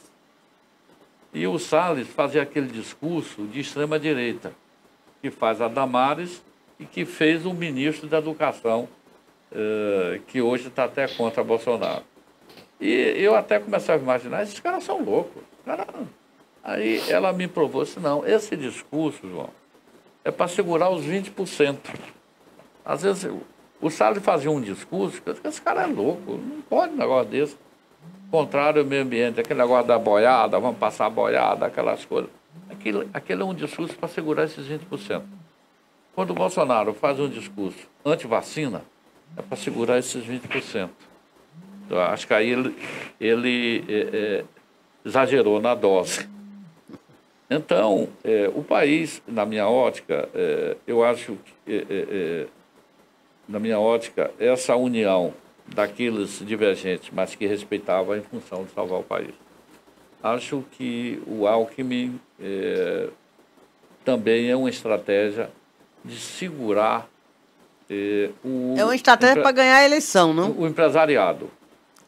Aí Segurar o empresariado. tem que unir o útil ao agradável, né? O empresariado e amenizar o discurso, né? E se nós fôssemos discutir a Lava Jato aqui, dava 3 programas. É verdade. 3 programas, né? E, na verdade, foi um discurso moralista que de moralista não teve quase de nada. Mas o Lava Jato hoje, né, parece que foi fake news. Pois Então, nós estamos num momento muito difícil. Muito mesmo. Tá?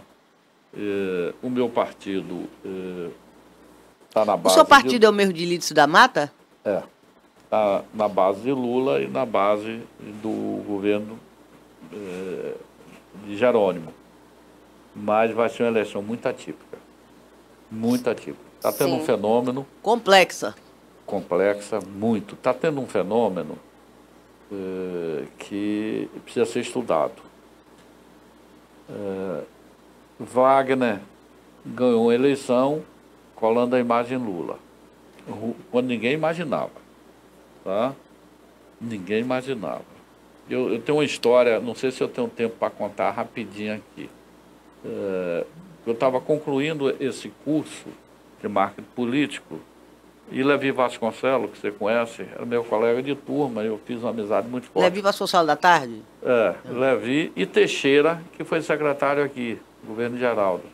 Nós fizemos esse curso junto. Era um curso, os mais velhos era eu, Levi e Teixeira. Mas era jovens na Católica, 2 anos e meio. E quando tinha a eleição, a Cabralha aqui me convidava para comentar a eleição. Naquela eleição de Wagner, a primeira, não tinha nenhuma pesquisa que dava Wagner. Né? Na época, eu tinha um instituto de pesquisa aqui, que hoje é tocado por meu filho, Oscar. E a TV me convidou para comentar a eleição. Quando eu saí de casa, não tinha dado nenhuma boca de urna. Aí eu disse, como é que eu vou entrar no estúdio ao vivo sem ter informação da boca de urna? Aí liguei para minha filha. Saiu alguma boca de urna aí? Ela saiu, meu pai. Vai ganhando primeiro turno. Eu disse, você ouviu mal. Paulo Souto ganhando primeiro turno, né? Naquele momento a gente torcia para ter segundo turno. Ela não, Wagner. Parei o carro no estacionamento da TV, voltei a ligar para ela. Tornou a repetir, meu pai, Wagner no primeiro turno. Eu disse, como é que eu vou entrar no ar com essa informação? Aí liguei para Levi. Levi, professor João Carlos. Sim, eu digo, Levi, eu vou comentar agora a eleição aqui e minha filha está dizendo que saiu boca de urna, Wagner no primeiro turno. Ele, Levi, me dá informação. Ele, um momento. Se pode ir em frente, que a informação é verdadeira. Eu não podia falar com você, que eu estava... o governador Paulo Souto convocou uma coletiva. Eu estou aqui no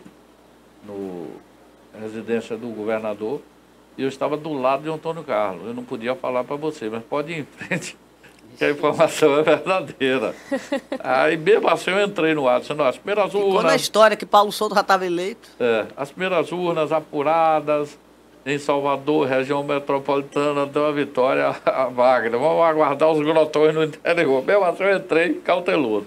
Ou seja, aquela eleição foi colar a imagem Lula. Vieram as eleições seguintes, tanto a segunda de Wagner como a primeira de Rui, e a segunda, a imagem colada em Lula. A história das eleições na Bahia, da época do velho ACM, também era colada no governo federal. E nessa, não estão conseguindo colar Jerônimo. É verdade. Como, outro exemplo é Minas Gerais, o Calil. Calil e Zema, né? O Zema continua disparado. Disparado. Quando fechou com Lula, o Zema cresceu. Então tem alguma coisa aí que eu não sei o que está acontecendo. Já está fechado com Zema, Lula? Hã? Zema está fechado com Lula? Não, Calil. É Calil. Calil fechou com Lula e Zema cresceu depois do fechamento. Entendeu? E BH, Minas é o terceiro colégio, né? Eu imagino que com o programa eleitoral e o rádio possa melhorar esse casamento. Mas lembre-se que essa eleição é só um mês de televisão. A partir de agosto. É uma eleição atípica, muito atípica, complexa, como diz você, e vamos ter que se debruçar. Eu estive analisando algumas pesquisas, né? Por exemplo, cidade. Vou citar uma cidade aqui, Tapetinga. Foi uma cidade que o Bolsonaro ganhou. uma das poucas. Tapetinga, Buerarema, Luiz Eduardo. Eu gravei assim. E Tapetinga, uma pesquisa recente, Lula bate 57%, Bolsonaro bate 22%. Tem um fenômeno aí no ar que precisa ser estudado, analisado. Carlos, João Carlos, quase que não sai. Queremos agradecer, né? A gente acabou aí um pouco estourando aí o horário, mas quando são tantas coisas, o bom de conversar com pessoas inteligentes é isso, que você nem sente o horário passar, né? Foram mais de 1 hora aqui nessa conversa e o senhor conseguiu passar para quem está nos assistindo muitas informações relevantes. Desde já agradeço a sua disponibilidade por estar aqui e, como a gente falou, as portas estão abertas para o seu retorno. Te deixo com as suas palavras finais. Eu que agradeço a oportunidade de vocês aí. E dialogar com pessoas inteligentes, assim, também o tempo passa rápido, né? Olha, vindo desse elogio, vindo de João Carlos. Um papo legal, descontraído, eu estou à disposição de vocês. Ainda bem que está gravado. Foi entrevistado por 3 mulheres, hein?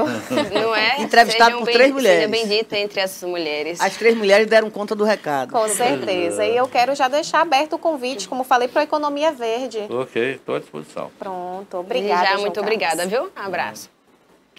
E aí, Toné, qual o PQP de hoje? Conta aí pra gente. Olha, tem PQP, mas hoje é o Dia Internacional do Rock. Ah, amo. Obrigada pela essa geração fantástica de que eu fiz parte. Obrigada, Elvis. Obrigada, Beatles. Obrigada, Rolling Stone, Madonna, Cher, Tina Turner, Jimi Hendrix, Janis Joplin, The Who, The Queen. Agradeço. Graças a Deus eu fiz parte de uma geração de música de pessoas inteligentes e maravilhosas. Hoje é o Dia Internacional do Rock. Vamos Bem, falar agora o PQP... do brasileiro também, né, também? Do rock brasileiro também, rock brasileiro. A gente tem que Sim. falar também. Eu não posso esquecer da minha musa Rita Lee. Maravilhosa. Lógico. Rita Lee, Renato Russo, Paralamas. Eu não posso esquecer dessas pessoas fantásticas. No final, Bom. a gente tenta finalizar com a música de Renato Russo. Maravilhoso, Fantástico. histórico, né? De Legião Urbana. Isso mesmo. Ó, agora o PQP de hoje, a gente vai falar aqui sobre as feiras, que a gente até tocou nesse assunto aí, o João Carlos, questão das feiras livres. Vai haver agora aí uma licitação, o prefeito teve uma audiência com o governador Rui Costa. Então, a Conder vai liberar aí 10 milhões para a requalificação da Feira de São Caetano. É um bom dinheiro. E depois vai ser a da Califórnia. Aí eu pergunto, e o centro comercial? O centro comercial só tem urubu. Tem um mercado de carne lá, que é uma porca... Aliás, mercado que não funciona, é fechado há anos e anos. Eu não sei porquê, um pedacinho pequeno, uma casinha pequena que não funciona. As carnes ficam lá expostas, lá as moscas, urubu, rato, barata, tudo mosca. É uma coisa horrível aquele centro comercial. Um centro de abastecimento daquele tamanho, daquela qualidade, de hortifruti, tudo que ali tem. Carne verde, carne fresca, tem mocotó, tem tudo. Flores, tem um mercado de flores também, muito forte ali dentro, naquela sombrinha. Eu não sei por quê que ninguém dá atenção ao centro comercial. Com certeza, tinha Que devia espaço, tá- tinha estrutura, viu? Tinha tudo ali para fazer uma feira livre organizada. Ali era um centro de abastecimento E sem muito contar, importante né? para a região. Quem vai chegando Vem gente aí... de tudo quanto é de lugar, vender aqui, comprar, descarregar, carregar. Não entendo por quê. Agora vão gastar 10 milhões. Claro que precisa também requalificar as outras, modernizar e arrumar. sim. Mas gastar 10 milhões numa feira só, me desculpa. Tinha que começar pelo centro comercial. Ainda mais que a porta de entrada de Itabuna, hein? Quem chega já entra logo dando de cara com aquele centro É um comercial, entreposto que, muito infelizmente, importante, é uma muito cena importante. horrorosa. Ou então acaba com aquele centro e faz em outro lugar.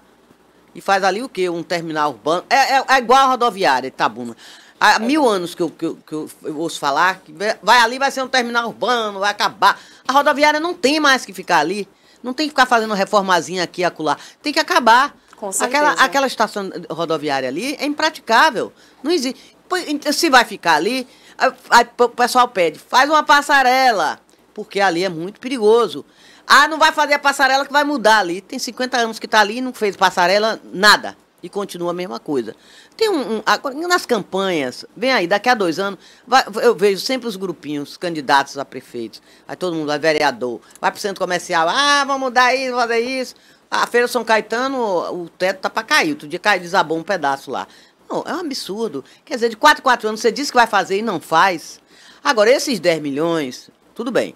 Nós estamos aqui, hoje é julho, né? Nós estamos em julho, agosto, setembro. Nós estamos a 90 dias da eleição, né? Agora vamos ver, né? Será que vai sair mesmo? O governador vai sair, né? Vai mudar, vai ter mudanças. Ninguém sabe quem vai ganhar, mas vai ter mudanças. Vai dar tempo de fazer essas coisas, de gastar esses 10 milhões? É o PQP. É o que a gente espera, né? Em É o que a gente Itabuna espera desse que tamanho, a tenha. gente não tem uma passarela, né? Uma. Não, ali é altamente perigoso. E o Sim, pessoal perigoso que demais. geralmente vem da área rural, tadinho, os caipiras, ali é muito, o fluxo de trânsito ali é muito grande, é muito forte, é intenso. E não tem uma passarela ali. Ah, não vai fazer passarela, que vai mudar e nunca mudou. Sem contar que são tantas empresas agora ali ao redor, né? Com tantos funcionários. Eu tiro pela Tel, a empresa de telemarketing que tem ali na JS. Aí o funcionário tem que transitar ali, correndo risco, porque a dificuldade é enorme. Ali é um movimento muito Idosos, grande. pessoas Tem deficientes. dois E mercados os patentes ali, para subir, duas pra redes de atravessar mercados alto. ali muito grandes, muito fortes, que é o Itão e o outro Meira. Sim. E ali é muito grande o movimento, gente. Você for ali de sexta, sábado, é uma loucura. E por que não conserta, não organiza, não investe ali? Centro comercial está precisando de uma atenção. Viu? É urubu, é tanto urubu que faz medo. E aí, você não, aí, como vocês falaram aí, a vigilância sanitária, cadê? Cadê? Não existe. Não As carnes existe. continuam penduradas lá em espeto de ferro. Aquelas coisas horríveis, imundas. A parte que vende pescados é um absurdo de porcaria também. Com certeza, Toné. E com o fechamento, né, infelizmente, do hospital do São Judas, que servia para pessoas com dificuldades psiquiátricas, agora ali o centro comercial também virou um recanto deles, né? Porque eles noiados. foram soltos ali. E tem uma feira de rolo moradores também. de Ó, rua. só tem porcaria ali. Só tem problemas. E ninguém resolve.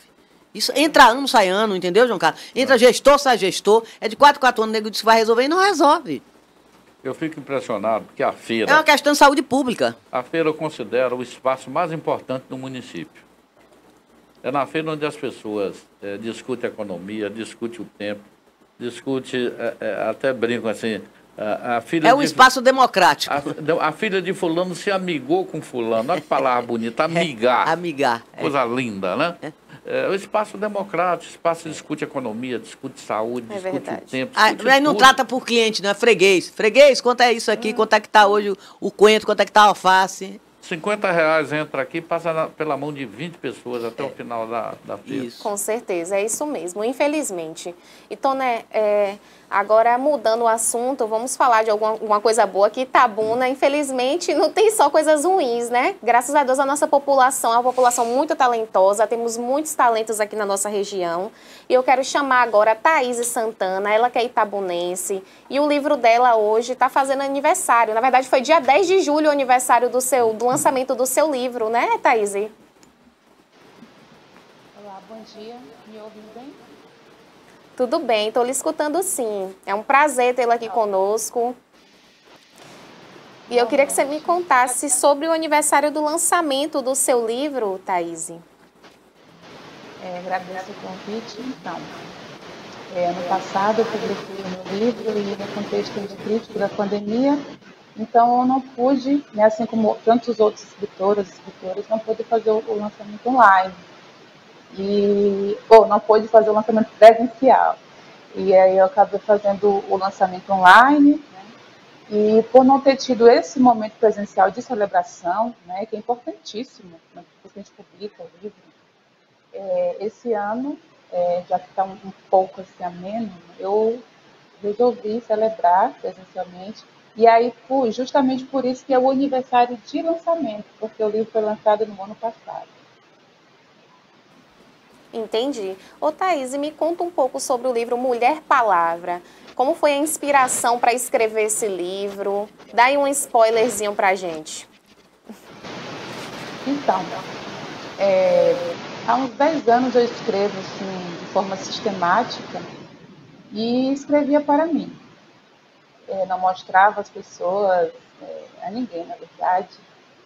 E só em 2020, e nesse contexto de pandemia, né, que a gente repensa em muitas coisas, eu tomei coragem e enviei E aí fiz uma seleção, né, de textos que eu já tinha escrito, que coubesse nesse projeto Mulher Palavra.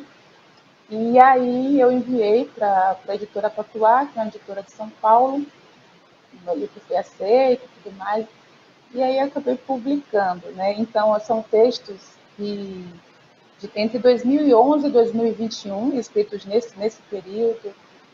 Tem textos que vão falar sobre minhas memórias de infância, que vão tratar sobre questões sociais, políticas, enfim, uma série de temáticas aí que atravessam a minha escrita. Entendi. E o que você tem achado da valorização desse trabalho seu como escritora aqui na nossa região? Você tem sentido apoio? Olha, então, eu já não moro em Itabuna, né? Já faz uns 5 anos. Eu moro na região metropolitana de Belo Horizonte, sou professora aqui. Mas aí, quando eu estive ano passado, né, com meu livro, com essa notícia, né, que eu publicava um livro e tal, eu senti um acolhimento por parte das pessoas que eu busquei, né, para poder falar sobre ele. Inclusive, ano passado, no aniversário de Itabuna, saiu uma reportagem, né, sobre ele. Então, assim, eu tenho visto que ele tem sido acolhido, pelo menos por aquelas pessoas que eu tenho contatos e vai passando de uma boca a outra, né?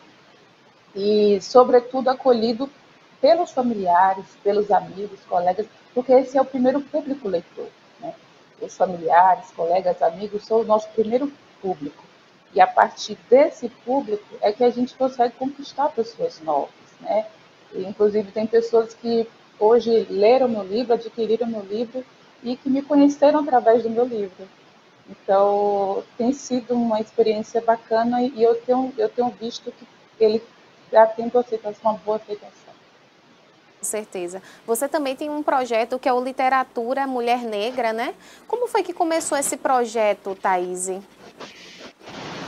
Então, nasce da minha formação acadêmica, né? Eu sou pesquisadora, fiz mestrado e faço doutorado na área de literatura e trabalho com produções, né, de mulheres negras, escritoras negras. E em 2020 eu criei esse Instagram para poder divulgar as leituras que eu fazia. E aí eu divulgo. Assim, atualmente está um pouco parado por conta de N obrigações, mas é um Instagram onde eu divulgo resenhas mais simples, as capas do livro, divulgo também informações de eventos, então coisas relacionadas às literaturas produzidas por escritoras negras. E eu comecei a divulgar isso, eu comecei a fazer esse trabalho no meu Instagram antes de ter tomado aquela coragem de publicar o meu livro. De certa forma, me ajudou bastante, né, nessa tomada de consciência, de coragem, porque quando eu criei esse Instagram, eu fui vendo a recepção das pessoas, né, é um Instagram que, pelo tempo que ele tem até um número relativo, um número bom assim de seguidores, né? Porque o Instagram novinho, vai fazer 2 anos ainda, e fora que eu não tenho mexido muito nele, mas ele continua ganhando seguidores pelo interesse, né, que as pessoas têm. Então, divulgar a minha pesquisa acadêmica, claro, de uma outra linguagem, né, nesse Instagram, me ajudou também a estar em contato com outras pessoas que escrevem, né, assim, de forma mais direta, e me encorajar também a publicar o meu livro. Com certeza. Inclusive, esse perfil seu da literatura, né, da mulher negra, eu estava observando e eu gostei muito. Ainda não li seu livro, inclusive eu quero ler. E para quem está em casa e quer adquirir, quer conhecer o seu trabalho, como é que faz? Olha, ele é vendido na livraria da Editora Patuá, aqui em São Paulo, mas também pelo site editorapatuá.com.br. Na semana que vem eu vou estar em Itabuna, né, para esse evento, para esse aniversário de lançamento, e eu vou estar com exemplares lá. Então, as pessoas de Itabuna que tiverem interesse, né, e quiserem adquirir o livro sem custo de frete, podem me procurar, e aí eu faço a venda direta para essas pessoas. Thaís, Thaís, perdão. Oh.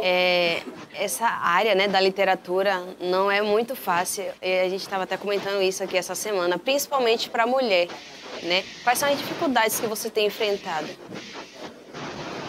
Olha, a primeira dificuldade é da gente se entender enquanto escritora.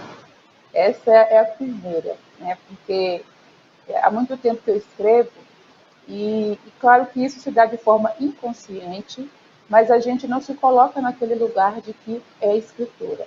E aí, fazendo um recorte racial, no caso eu sendo uma mulher e mulher negra, isso se dá ainda de forma muito mais cruel, né? Duplica.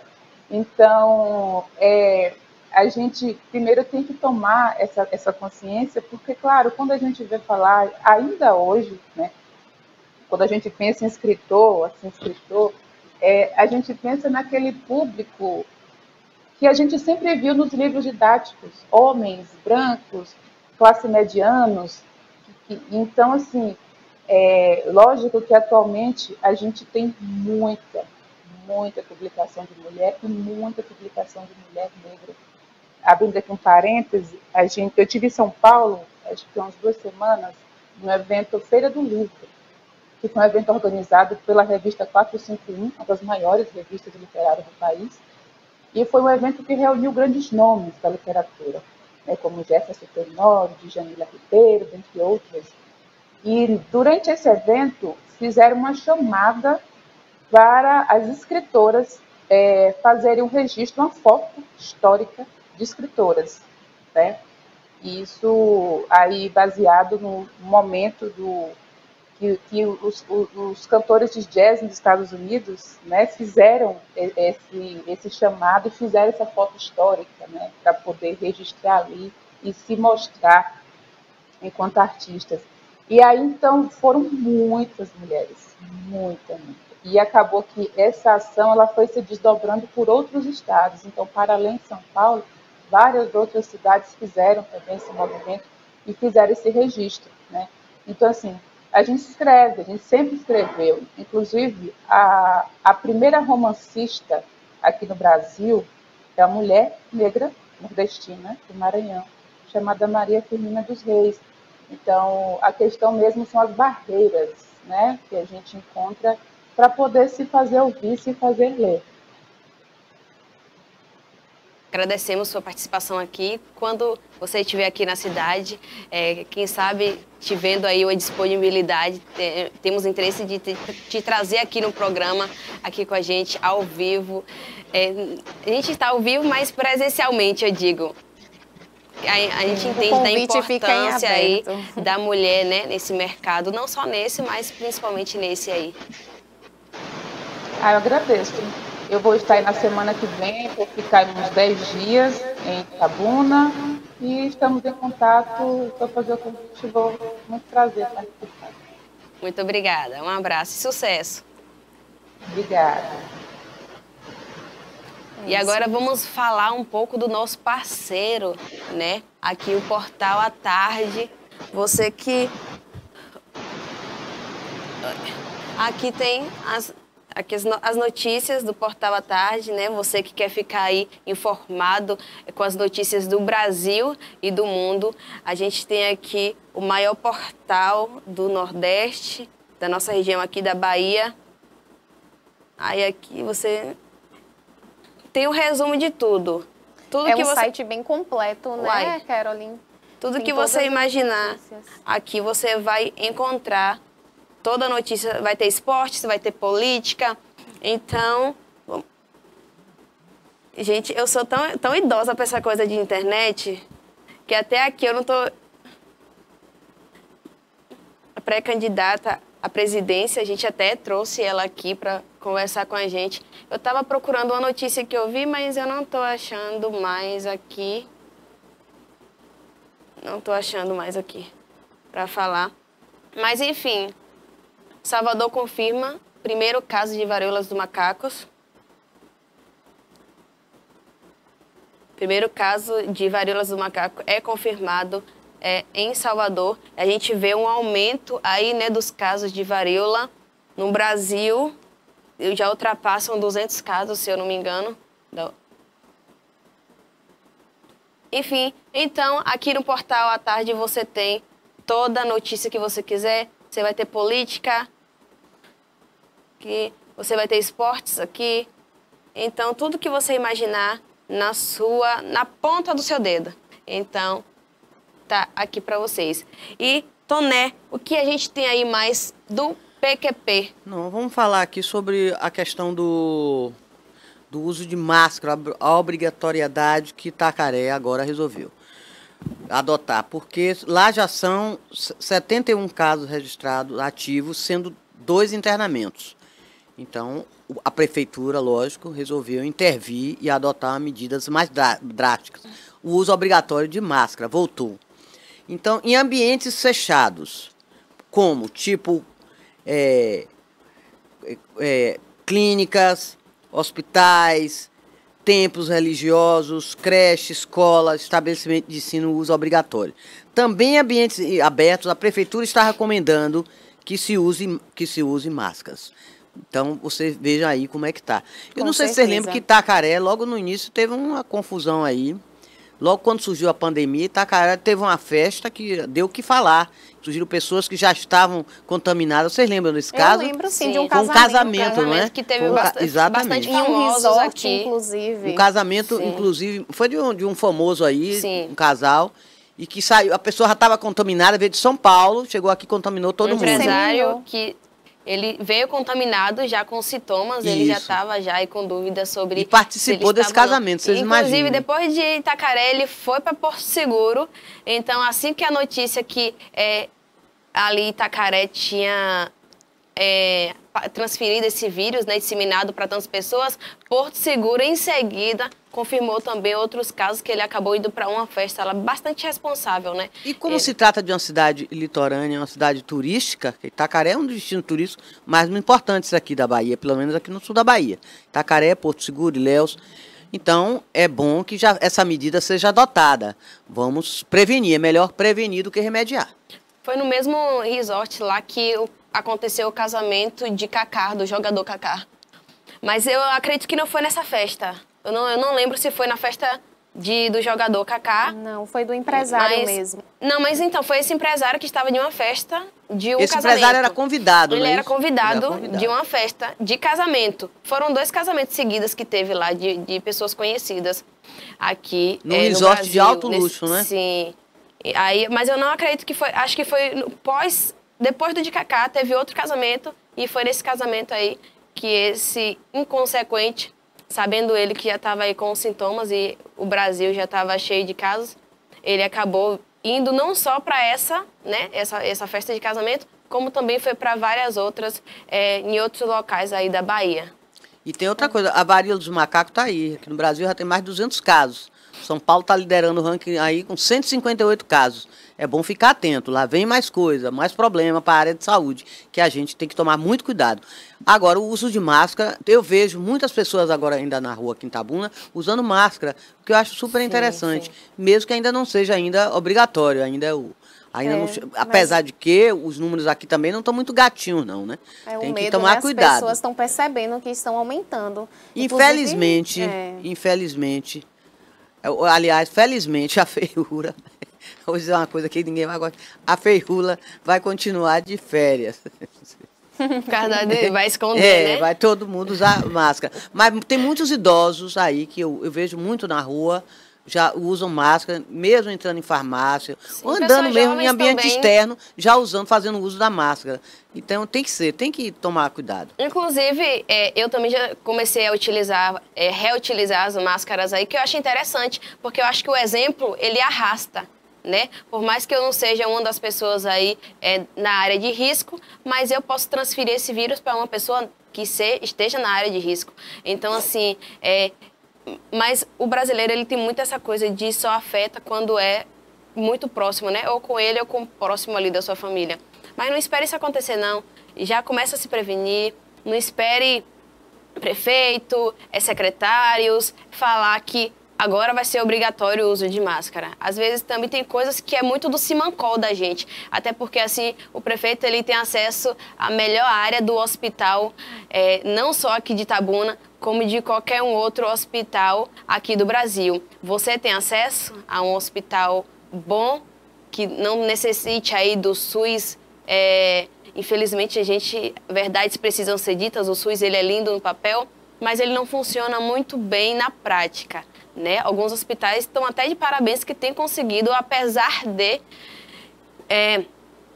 levar, né, essa situação aí da pandemia e conseguindo aí tratar muitas pessoas, mas quem realmente precisa do atendimento no SUS, a gente tira aí pelo hospital de base, a gente vê como é a realidade. Então, se previna, cuide de você, cuide da sua família que está ali perto, mas se você também não tiver família por perto, cuide do próximo, do vizinho, da vizinha, da moça que vai lá, da moça e do moço que vai lá comprar pão onde você compra. Então, seja consciente. Com certeza.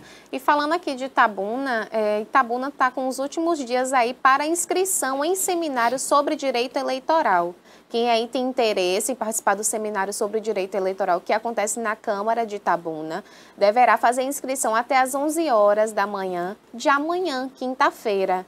Serão 120 vagas. Aí fica aí, pessoal, alerta, é até amanhã às 11 horas as inscrições.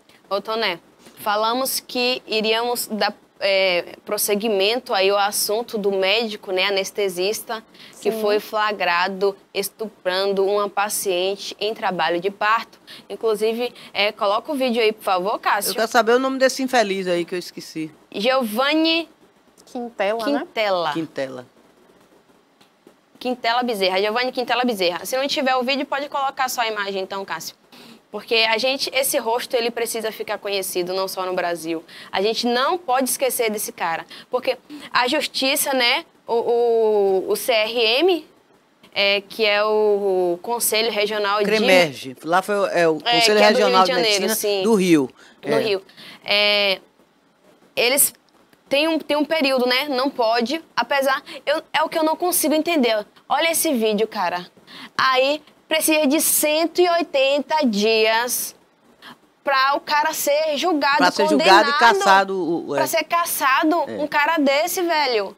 Então, assim, eu já começo até a falar gírias de tão enfurecida Mas de que eu fico com que esse foi. caso. E não foi o primeiro caso, não. Agora apareceram mais, né? Sim, estão surgindo outras pessoas, aí outras vítimas falando que provavelmente elas... tenham também sido vítimas dele, porque... É uma situação difícil, porque quando você entra numa sala de cirurgia, eu já fui submetida a 2 cirurgias, você entrega a Deus e ao anestesista ali, que lhe dopou, você acorda horas depois, você não sabe quem sou eu, onde estou, você não sabe de nada. Pode então trazer, você fica dopado. Agora que absurdo, a mulher dando à luz, em trabalho de parto, o cara fazer um negócio desse, isso é um abuso, isso é uma falta de respeito. O cara, em outro país, ele seria realmente enforcado, ele seria condenado à pena de morte. Agora veja o trauma dessa mulher. Quando eu soube que ela já está sabendo, o marido está sabendo já. Sim, ele deu entrevista. Agora, o trauma, essa mulher pode estar num estado psicológico terrível, profundo. E tem não tem uma depressão pós-parto, imagina isso. Quando a mulher souber a repercussão, porque ela vai saber mesmo. Vai saber que ela foi estuprada na sala de parto, quando ela estava dando à luz a uma criança. Sim. Gente, isso não existe. E no meio de várias pessoas ali dentro. Ele é tão doente. Doente não. Não, ele sabia o que estava fazendo. Não é doente, sim. não. Eu falo no sentido não tem que ser tratado como doente, não, Carol. Mas o doente, quando a gente fala o doente, é no sentido pejorativo mesmo da palavra. Eu não falo no sentido de doente... Que ele tem uma normalidade, assim. Que tem até porque hoje em dia a gente nem utiliza mais esse termo doente, né? A gente utiliza outros termos, como transtornos e, enfim... mas o doente no sentido ruim mesmo da palavra, sabe? Porque assim... ele é tão irreal, porque tem tantas pessoas dentro dessa sala, não é só ele, e ele age com uma naturalidade de algo que justamente ele já tinha feito. Sim. Você percebe que não é algo que ele está fazendo agora, vou decidir aqui, tirar o meu órgão genital e passar aqui na boca e na cara dessa paciente. Não é algo, você vê a tranquilidade dele, a paciência com que ele faz tudo, a naturalidade com que ele faz tudo isso aí. Então, assim, e quando a gente fala de estupro, né, no Brasil, são a cada 10 minutos uma mulher é estuprada no Brasil. A cada 7 horas estupro de vulnerável, porque ela estava ali, coitada, feminicídio. em estado dopada, ela tinha tomado um medicamento. Que ela tá fazendo uma cesariana, né? O que não era normal também sedar a mulher 100%. Até porque ele acabava dopando muito e pode ela acontecer também da mulher acabar vindo a óbito por causa da questão da sedação. A gente sabe da importância da pode ter sido até um excesso, né, de anestésico para ela, né? E assim, no parto não se faz isso, porque é um dos momentos mais incríveis ali da vida de uma mulher que deseja, né? Uma pessoa que sonha, que deseja ter filhos. Então, é um momento mais incrível da vida dela e ela quer ver, ela quer participar daquilo também. Ver o primeiro choro, ver ali o médico tirando, né? Ali erguendo a criança, colocando ali perto. É uma vida, gente. Sentir o cheirinho. Até a criança necessita desse primeiro contato com a mãe. E a equipe ali via que ele sedava a pessoa 100% e ninguém falava nada. É um pouco... Esse pessoal da enfermagem que fez isso foi fantástico. Realmente, a gente tem que elogiar.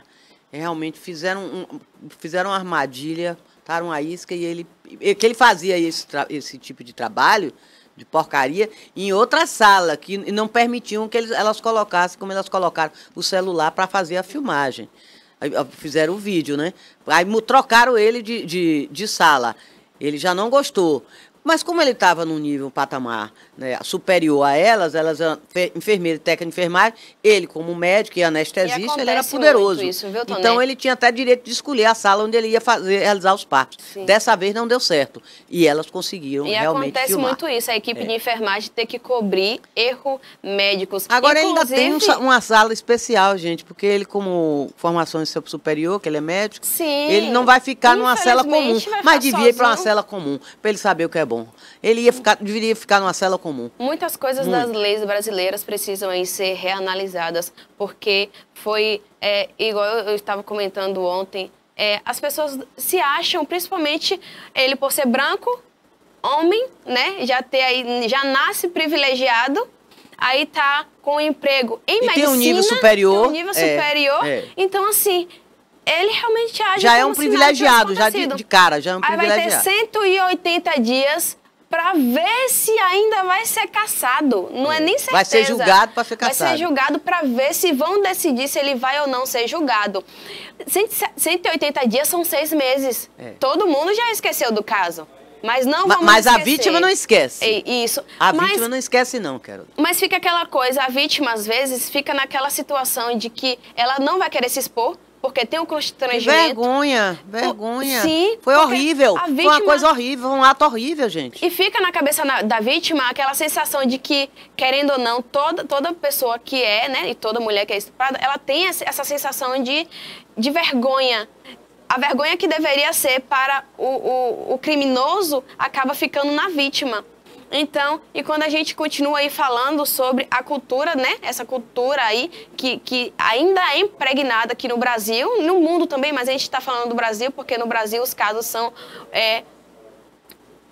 Eu procuro uma palavra assim para falar de maneira que eu não agrida tanto o telespectador.